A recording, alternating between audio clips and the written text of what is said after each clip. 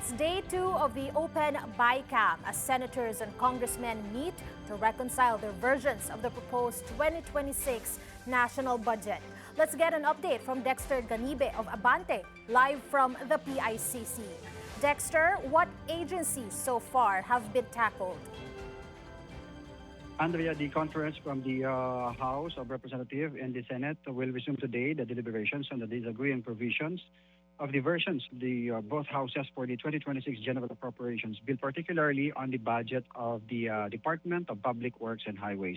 Senators Amy Marcos, Erwin Tulfo, Kiko Pangilinan, Loren Legarda, and Sherwin Gatchalian are already here at the PICC. And the conference from the House of Representatives, headed by their chairperson on Appropriations Committee, Congresswoman Micaela Sonsing, are also here.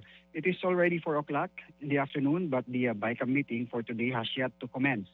It was earlier scheduled to start at 3 p.m. According to Senator Erwin Tulfo, they came late here at the PICC because Senate President Tito Soto called for an emergency meeting with the senators together with Majority Leader Mig Zubiri and Risa Ontiveros at the Senate building. SP Soto expressed concerns on the issues raised by Senate President Pro Tempore Panfilo Lacson this morning on the budget for medical assistance to indigent and financially incapacitated patients, or MAIPIP, which was raised to 51 billion pesos from 49 billion House version and 29 billion Senate's version. The BICAM also approved last night the 33 million pesos budget for the Farm to Market Road, which is higher from the House's version and the Senate's version of 16 billion. Lacson said he will not sign the BICAM report if these provisions are not fixed.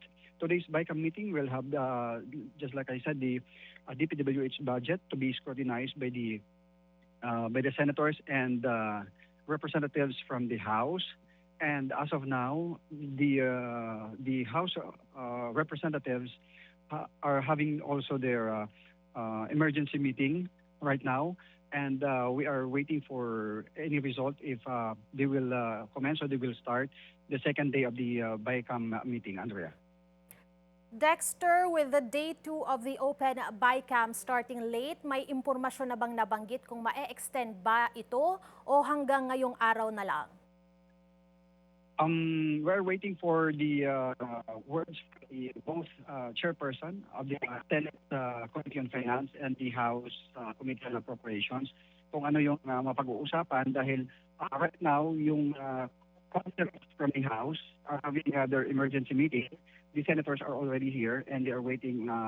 Hindi naman sinabi sa atin kung ano yung pinagmimitingan ngayon ng House. But I think parang may kinalaman ito doon sa binabanggit nga ng mga senador na kailangang maibalik, mabago yung naaprobahan nila kahapon, the MAIPIF budget that was raised to 51 billion and the farm to market road budget tinaas at 33 billion. According to Ping Lacson, ang nadagdag ay para sa, may duda siya na ito ay para to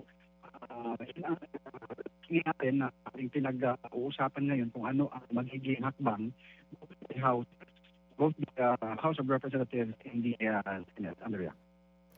Thank you, Dexter Ganibe of Abante, live from PICC.